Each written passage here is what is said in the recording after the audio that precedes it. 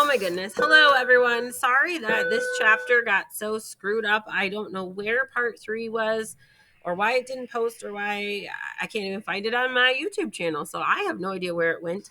So we're going to fix that right now. This is part 3 of chapter 6, Los Melones. There is a part 3. If you're seeing it late, it's fine. We're going to take care of it in class. But now it will be recorded and uploaded and won't have to worry about it next time. So here we go. Miguel had just sat down next to Esperanza and held her hand. She was finally grieving over the loss of her father. They are in California, headed to their new camp. They just had lunch, and they're talking about Papa, and they're kind of regaining their friendship slowly. They were heading down a steep grade on Highway 99 when Isabel said, "Look." Esperanza leaned around the side of the truck.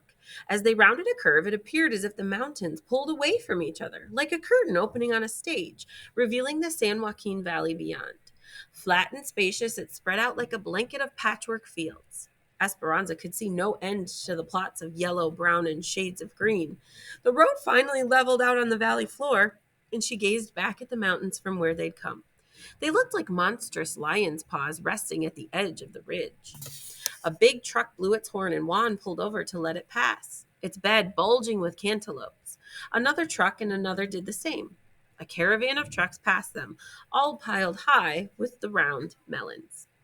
On one side of the highway, acres of grapevines stretched out in soldiered rows and swallowed up the arbors. On the other side, fields and fields of dark green cotton plants became a sea of milk-white puffs. This was not a gently rolling landscape like Aguas Calientes, for as far as the eye could travel, the land was unbroken by even a hillock. Esperanza felt dizzy looking at the repeated straight rows of grapes and had to turn her head away. They finally turned east off the main highway. The truck went slower now, and Esperanza could see the workers in the fields. People waved, and Juan honked the truck horn in return. Then he pulled the truck to the side of the road and pointed to a field that had been cleared of its harvest. Dried, rambling vines covered the acre, and leftover melons dotted the ground. "The field markers are down. We can take as many as we can carry," he called back to them. Alfonso jumped out, tossed about a dozen cantaloupes to Miguel, then stepped up on the running board and slapped the top of the truck for Juan to start again. The melons, warmed by the valley sun, rolled and somersaulted with each bump of the truck. Two girls walking along the road waved, and Juan stopped again. One of them climbed in, a girl about Miguel's age. Her hair was short, black, and curly, and her features were sharp and pointed. She leaned back against the side of the truck, her hands behind her head, and she studied Esperanza, her eyes darting at Miguel whenever she could. "This is Marta," said Isabel. "She lives in another camp where they pick cotton, but it is owned by a different company. Her aunt and uncle live at our camp, so she stays with them sometimes." "Where are you from?" asked Marta. "Aguas Calientes, El Rancho de las Rosas," said Esperanza. "I've never heard of El Rancho de las Rosas. Is that a town?" "It was the ranch they lived on," said Isabel proudly, her eyes round and shining. Esperanza's father owned it and thousands of acres of land. She had lots of servants and beautiful dresses, and she went to private school, too. Miguel is my cousin, and he and his parents worked for them. "So you're a princess who's come to be a peasant. Where's all your finery?"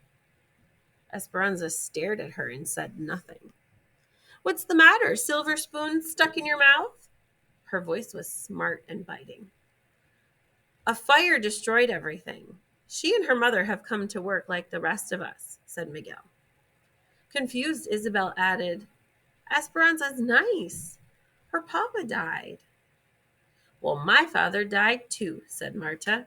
"Before he came to this country, he fought in the Mexican Revolution against people like her father who owned all the land." Esperanza stared back at Marta, unblinking. What had she done to deserve this girl's insults? Through gritted teeth, she said, "You know nothing of my papa. He was a good, kind man who gave much of his property to his servants." "That might be so," said Marta, "but there were plenty of the rich who did not." "That was not my papa's fault." Isabel pointed to one of the fields, trying to change the subject. Those people are Filipinos, she said. They live in their own camp. And see over there? She pointed to a field down the road. Those people are from Oklahoma. They live in Camp 8. There's a Japanese camp, too. We all live separate and work separate. They don't mix us. They don't want us banding together for higher wages or better housing, said Marta. The owners think if Mexicans have no hot water, that we won't mind, as long as we think no one has any. They don't want us talking to the Okies from Oklahoma or anyone else because we might discover that they have hot water. See? Do the Okies have hot water? Asked Miguel. Not yet, but if they get it, we will strike. Strike? Said Miguel. You mean you will stop working? Don't you need your job? Of course I need my job, but if all the workers join together and refuse to work, we might all get better conditions. Are the conditions so bad? Asked Miguel. Some are decent. The place you're going to is one of the better ones. They even have fiestas. There's a Jamaica this Saturday night. Isabel turned to Esperanza. You will love the Jamaicas. We have them every Saturday night during the summer. There's music and food and dancing. This Saturday is the last for this year because soon it will be too cold. Esperanza nodded and tried to pay attention to Isabel. Marta and Miguel talked and grinned back and forth. An unfamiliar feeling was creeping up inside of Esperanza. She wanted to toss Marta out of the moving truck and scold Miguel for even talking to her. Hadn't he seen her rudeness? What's happening here? What is Esperanza feeling?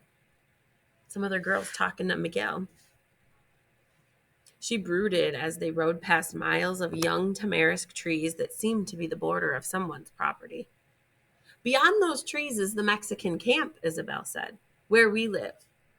Marta smirked at Esperanza and said, just so you know, this isn't Mexico. No one will be waiting on you here. Then she gave her a phony smile and said, Entiendes? Understand?